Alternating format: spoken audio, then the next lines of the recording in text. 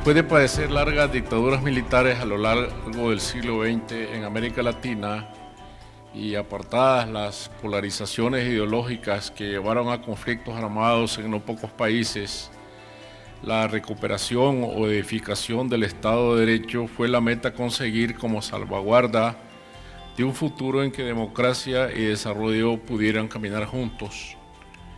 Bien podría decirse que la aspiración de final del siglo XX fue hacer que la realidad política respondiera a la letra de las constituciones, un ajuste en el que gran parte de nuestros países habían fracasado desde los días de la independencia, ni más ni menos regresar al siglo XIX para poder tener siglo XXI.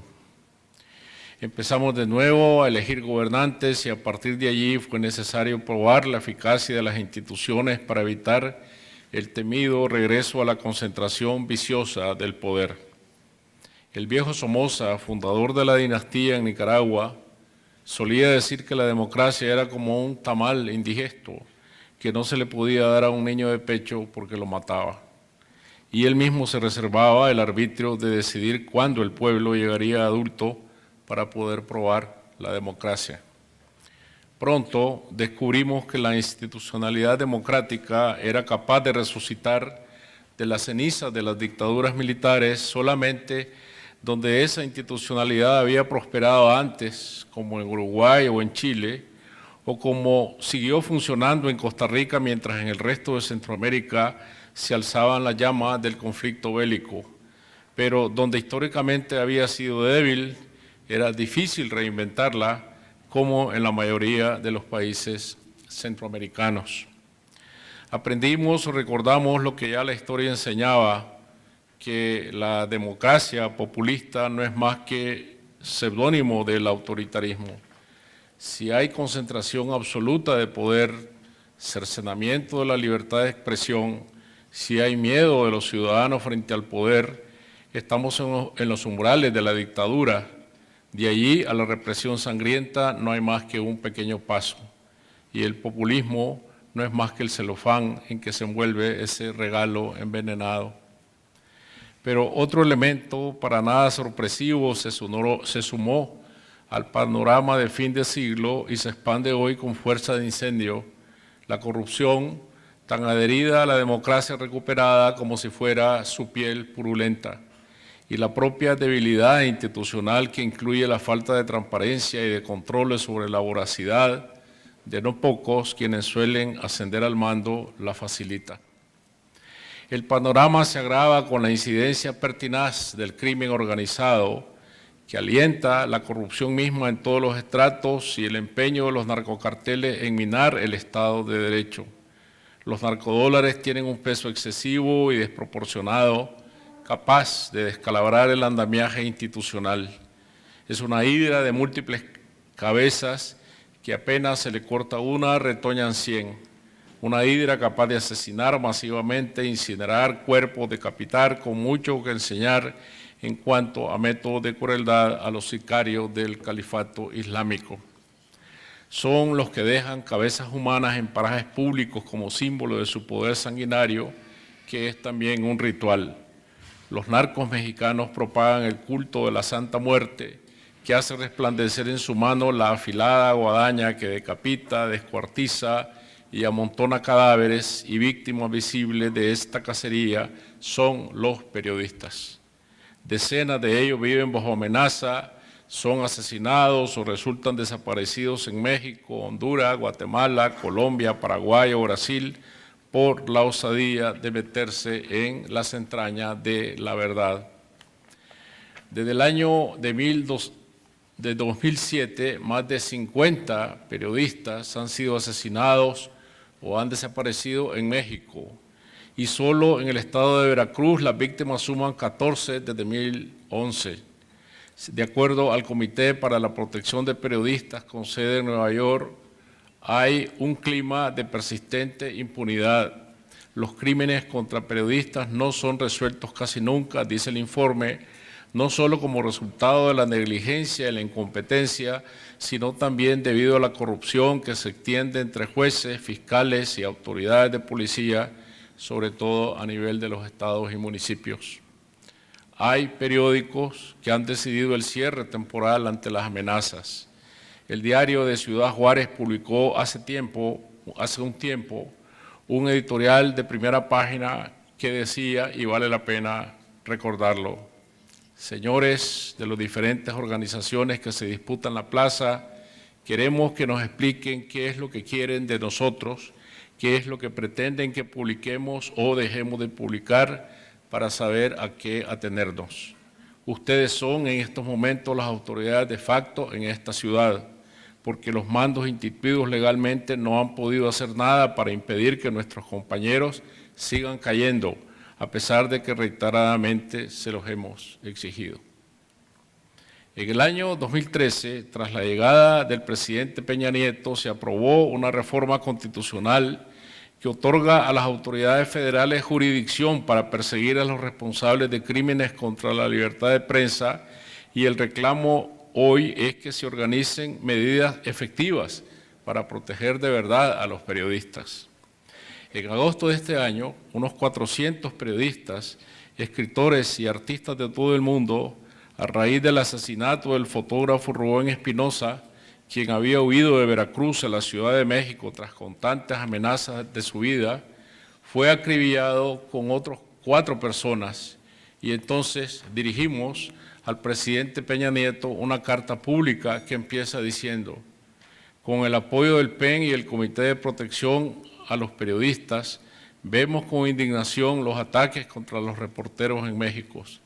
Cuando se ataca a un periodista, se atenta contra el derecho a la información de la sociedad entera. En Honduras, otros 55 periodistas han muerto víctimas de ataques en la calle, en las puertas de sus casas o dentro de ellas desde el año 2003, ultimados en presencia de sus familiares o en sus centros de trabajo, o sus cadáveres aparecen abandonados en lugares desolados. La inmensa mayoría de ellos ha caído bajo las balas y algunos han sido acuchillados o estrangulados. Los autores materiales son siempre asesinos a sueldo que a veces resultan identificados, pero en toda esa larga lista, solo en 3 casos han sido condenados por los tribunales, y peor, quienes les pagan permanecen siempre en el anonimato y otra vez en la impunidad. Igual que en México, la mayoría de las víctimas proviene de medios de provincia o de comunidades alejadas y aisladas, periodistas de pequeñas estaciones de radio y televisión por cable, algunas de carácter comunitario. La cuenta este año mismo ha sido nutrida. Franklin Dubón, de 27 años, daba las noticias en Radio Sulaco, en el departamento de Lloro. Unos desconocidos lo interceptaron en el camino de regreso a su casa y al día siguiente fue encontrado en una quebrada, asesinado a cuchilladas. Era ciego y componía canciones sentimentales. La policía dijo que podía tratarse de un robo, pero el occiso había sido amenazado repetidas veces, según su madre. Fue enterrado de caridad, de modo que no había nada que pudieran robarle. Ese junio, Jacobo Montoya Ramírez, periodista de radio y televisión de Copán Ruinas, fue muerto dentro de su propia casa por pistoleros que le dispararon primero desde la puerta y entraron luego en su persecución, rematándolo en presencia de su madre. La red subterránea que alienta los asesinatos en Honduras y que coloca al país en los primeros lugares de la violencia en el mundo está alimentada por el crimen organizado, los carteles que controlan el tráfico de drogas y las pandillas de los maras, de entre cuyas filas salen no pocos de los sicarios. El poder de penetración que el delito tiene en la policía y en el sistema judicial es uno de los factores que conduce a la impunidad, y para llegar hasta los culpables hay obstáculos que se muestran insalvables entre la interminable burocracia, las complicidades políticas y la inercia. El Congreso Nacional aprobó en abril de este año una ley de protección de defensores de derechos humanos, periodistas, comunicadores sociales, y su eficacia está aún por verse. La pregunta es: ¿puede una ley proteger la vida de los periodistas cuando la impunidad es parte del sistema? O agarrás plata o agarrás plomo, es una de las frases más comunes para definir en Honduras esta disyuntiva fatal que lleva no pocas veces al silencio. La autocensura resulta la mejor protección cuando no puede garantizarse la seguridad de los ciudadanos. Otros se aventuran más allá en busca de cumplir con su deber de informar y pagan las consecuencias de su compromiso con la verdad. Desde el año 2011, al menos 22 periodistas han sido asesinados en Brasil, siempre de acuerdo al Comité para la Protección de Periodistas. Solo en 6 de los casos se procesó y condenó a los ejecutores materiales, pero los autores intelectuales se quedan siempre en la sombra, sobre todo por la falta de notoriedad de las víctimas, dice el reporte, ya que igual que en Honduras se trata de periodistas de provincia que desarrollan su trabajo lejos de los centros urbanos importantes.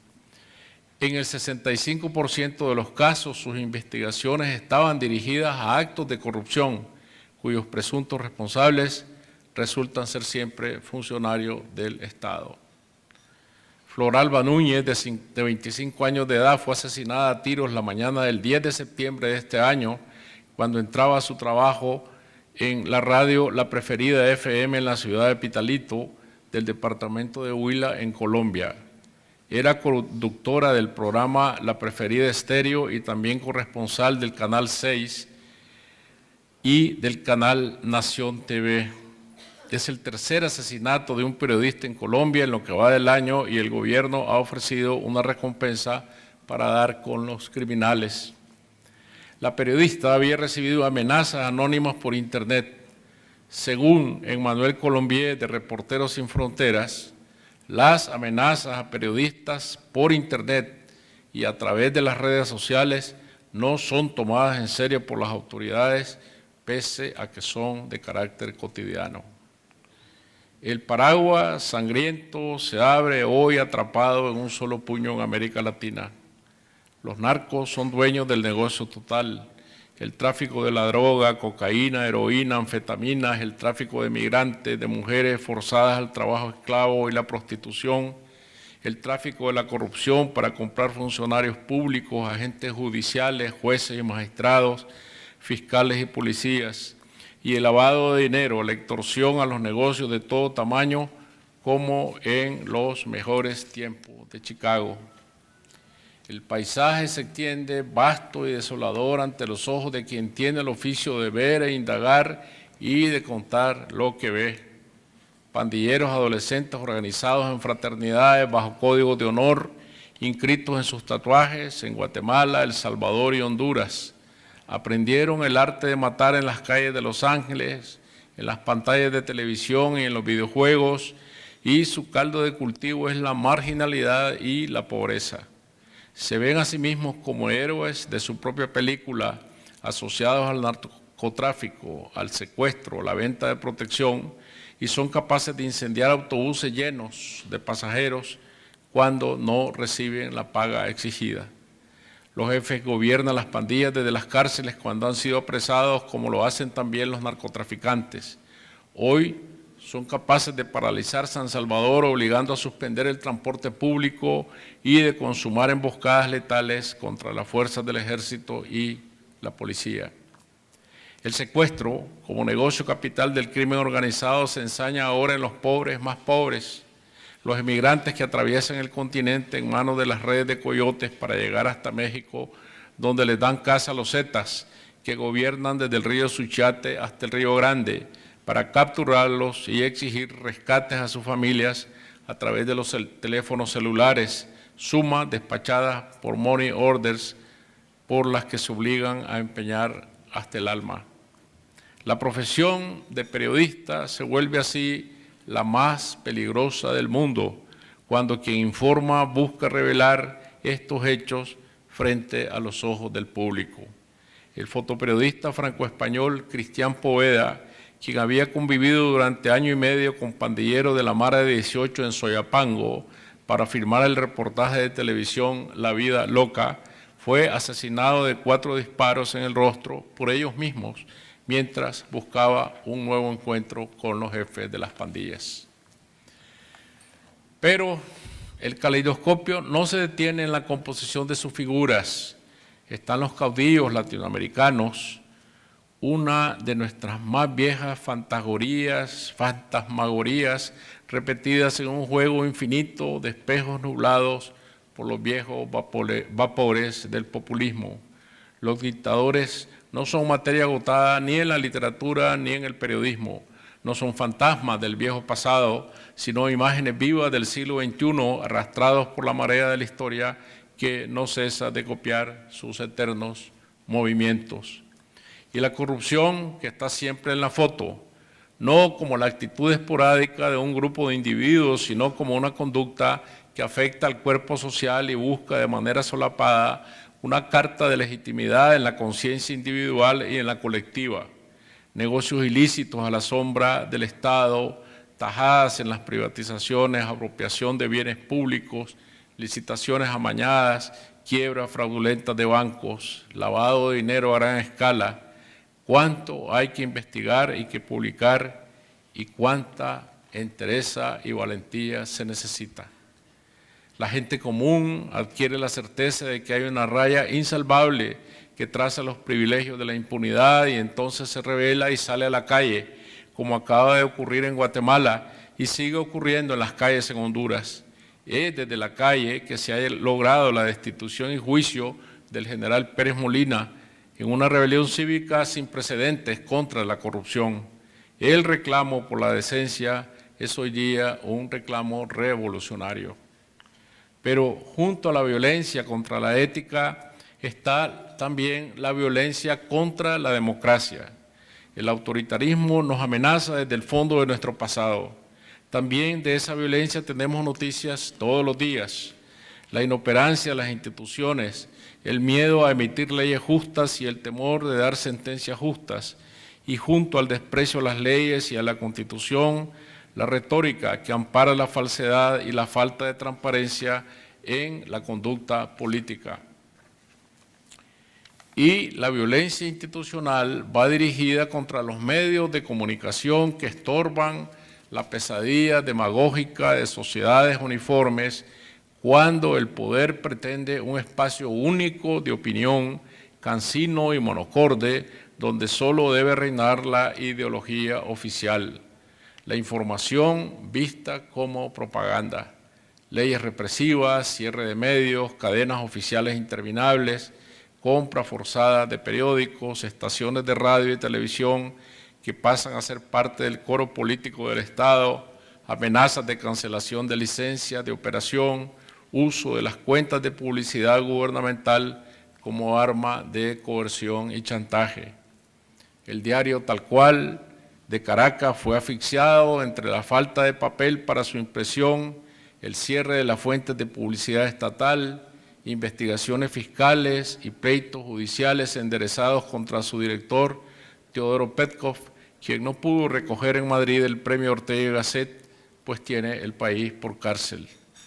De acuerdo al Instituto de Prensa y Sociedad, en el término de un año, 34 periódicos y revistas en 11 estados del país habían llegado a una situación precaria debido a la falta de papel de impresión, obligados así a cerrar o reducir drásticamente su tiraje.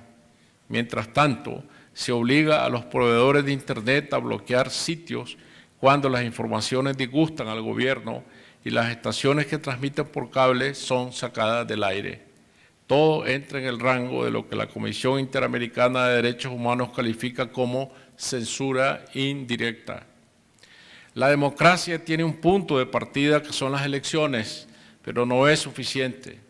Es un edificio que hay que sostener todos los días y cualquier golpe bajo puede cuartear sus paredes o terminar derrumbándolo. La institucionalidad y las libertades públicas son sus bases. Un gobierno electo se convierte en un gobierno autoritario cuando invade la institucionalidad y restringe o anula las libertades públicas, de hecho o a través de leyes y reglamentos. Cuando la ideología se pone por delante y esa ideología presupone el monopolio de la razón y de la verdad, busca anular las opiniones en contrario y acabar con el debate de las ideas. Por mucho que se envuelva en un espeso manto retórico, el autoritarismo, sea de derecha o sea de izquierda, viene a ser el mismo. Y cuando las leyes buscan reglamentar el pensamiento, sujetarlo a normas burocráticas, entramos en ese mundo oscuro de Kafka, que Kafka delineó tan bien en sus novelas, el mundo procesal, donde todos somos culpables por utilizar las palabras, y la única manera de demostrar inocencia es guardando silencio. Entonces se impone el absurdo en nombre de la defensa de los intereses populares.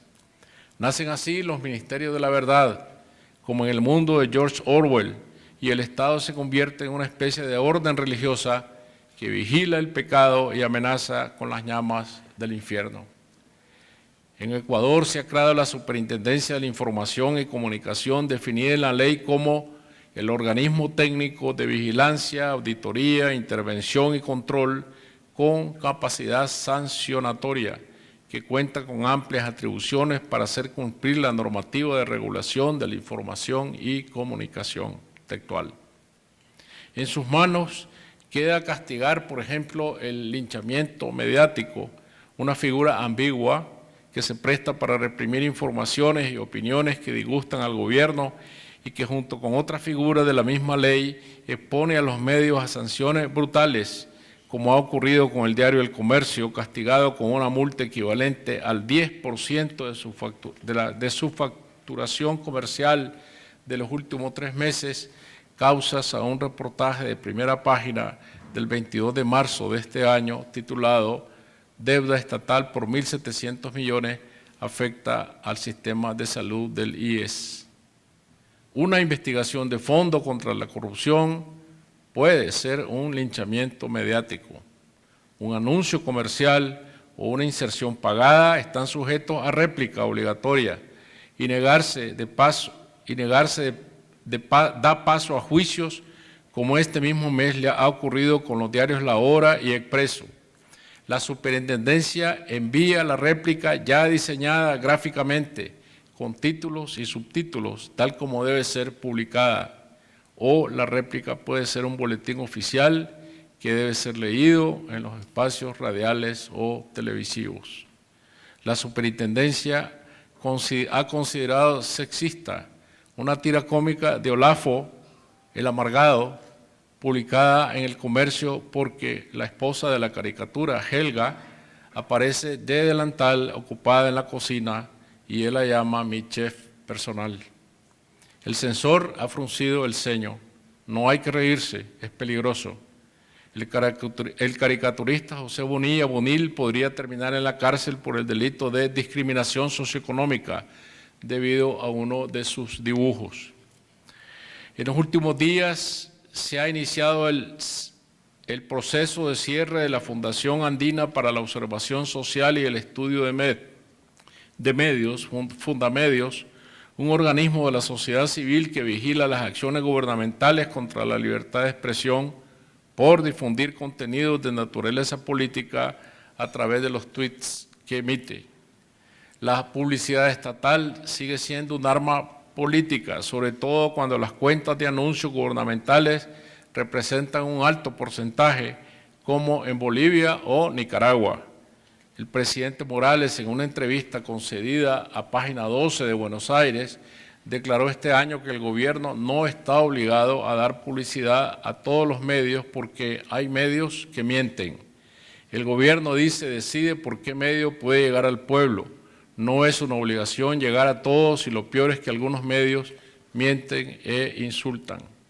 El presidente Correa llama a los periodistas sicarios de tinta. En Nicaragua, de 12 estaciones de televisión abierta, 11 están bajo el control del gobierno o de la familia gobernante. Lo mismo pasa con la gran mayoría de las radios. Solo hay un diario independiente, La Prensa, y un programa de opiniones y noticias independientes en la televisión esta semana. En el curso de este año fue presentada a discusión en la Asamblea Nacional una ley de promoción y desarrollo de la Red Nacional de Servicios de Telecomunicaciones de banda ancha, que pretendía el control del espacio cibernético, pero debido a defectos técnicos fue retirada por el momento. El beneficio que el Estado pueda dar a sectores marginales de la población y aún el crecimiento económico y la reducción de los márgenes de pobreza no precisan sacrificar el espacio de libertad, que es un derecho fundamental de los ciudadanos, igual que lo es el bienestar. Expresarse, disentir, tener visiones diferentes de la sociedad no son contradictorios a la idea de progreso social. Al contrario, todo proyecto de desarrollo económico se vuelve provisional si carece de fundamentos democráticos y a la postre resultará en fracaso, tal como la historia enseña repetidas veces. La imposición de esquemas cerrados de pensamiento que excluye a aquellos que disienten de la doctrina oficial y los castigan convertirá en catástrofe cualquier experimento de cambio. Tal como el secretario general de la OEA, Luis Almagro, ha expresado muy recientemente en una carta abierta dirigida al canciller de Venezuela, Elías Jawa. Ninguna revolución, dice, puede dejar a la gente con menos derechos de los que tenía, más pobre en valores y en principios, más desiguales en las instancias de la justicia y la representación, más discriminada dependiendo de dónde está su pensamiento o su norte político. Toda revolución significa más derechos para más gente, para más personas. La democracia es el gobierno de las mayorías, pero también lo es garantizar los derechos de las minorías. No hay democracia sin garantía para las minorías. Pero vivimos una época donde los fenómenos se entrelazan de manera diferente en América Latina. La incipiente apertura del mercado en Cuba y el cambio sustancial en la naturaleza de sus relaciones con Estados Unidos no podrán dejar de tener consecuencias en el seno de la sociedad cubana del futuro, sobre todo porque se abrirán puertas insospechadas a la comunicación, al multiplicarse el acceso a las redes electrónicas, oportunidad que crecerá aún más al levantarse el embargo comercial y al crecer el número de negocios privados. Ya estamos viendo una semilla de ese futuro con el periódico digital 14 y medio que dirige Giovanni Sánchez, un espacio inédito de información y opinión que hasta hace poco tiempo era imposible de concebir. Abismos repetidos. Quizá como en ningún otro lugar del planeta, los novelistas y los periodistas latinoamericanos nos hemos visto a nosotros mismos como testigos oculares. Es un papel insoslayable y al ser testigos somos necesariamente cronistas, cronistas de nuestro tiempo, a la par que desenterramos el pasado. La historia pública ha estado siempre en nuestra escritura y nos seduce por sus anormalidades, que son al fin y al cabo su sustancia. Pero, a diferencia de la novela, donde la mentira es legítima, en la escritura periodística no lo es de ninguna manera. Porque, ¿qué pasa?, se pregunta el periodista peruano Gustavo Gorriti, cuando la mentira es presentada como la defensa abnegada de la verdad y de la libertad de prensa que la hace posible, y se refiere al uso de los medios de prensa con fines poco edificantes o aún perversos, cuando la falsedad de la información se pone de promedio, y es entonces cuando entramos al terreno de la ética, de la que García Márquez decía, no es una condición ocasional, sino que debe acompañar siempre al periodismo como el zumbido al moscardón. Gorriti se refiere a un variado repertorio de falsificaciones de parte de periodistas en ejercicio, desde los estridentes noticieros de televisión que hacen de la Crónica Roja una religión degradada y espuria, y aún alientan los linchamientos de ladrones o llegan a dramatizarlos en la pantalla, como ocurre en el Perú, o el pago por informaciones noticiosas a fuentes muy dudosas, tal como el caso de personas implicadas en delitos de fraude o lavado de dinero, como ha ocurrido también recientemente en el Perú. A quienes se dedican a esta profesión nuestra, tan noble, que es la de trabajar con las palabras, e imprescindible en términos sociales, toca cuidar que el edificio que levantamos cada día tenga cimientos éticos y no se asiente sobre basura, porque para exigir transparencia a los poderes públicos no podemos hacerlo desde la opacidad. Puede ser que en el futuro nuestras palabras ya no serán más impresas en papel, pero ese no es el asunto. El asunto es la calidad de las palabras, su sustancia, su calidad ética. Podemos prever un mundo sin periódicos impresos, pero no un mundo sin palabras que busquen expresar la verdad. Pues cualquiera que sea el mundo en que vivamos, siempre dependeremos de la necesidad de saber con veracidad lo que ocurre. Buscar la verdad significará siempre descubrir, levantar tapaderas, abrir cerrojos, arrancar máscaras. Mi oficio es levantar piedras, decía José Saramago. No es mi culpa si debajo de esas piedras lo que encuentro son monstruos, anormalidades, desfiguraciones, deformaciones, abusos, arbitrariedades. Y el poder, por su propia naturaleza, busca ocultar.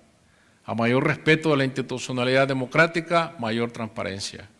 Pero el periodismo siempre estará enfrentado al poder arbitrario que, igual que el minotauro deforme, busca esconderse en lo más oscuro de la cueva.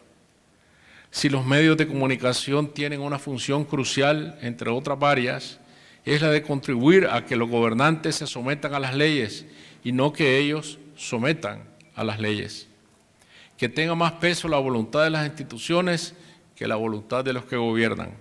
Que la autoridad, en fin, sustituya al autoritarismo y que los espacios de libertad ganados no sean maltratados, ni reducidos, ni anulados. Entre ellos, por supuesto, el de la propia libertad de expresión.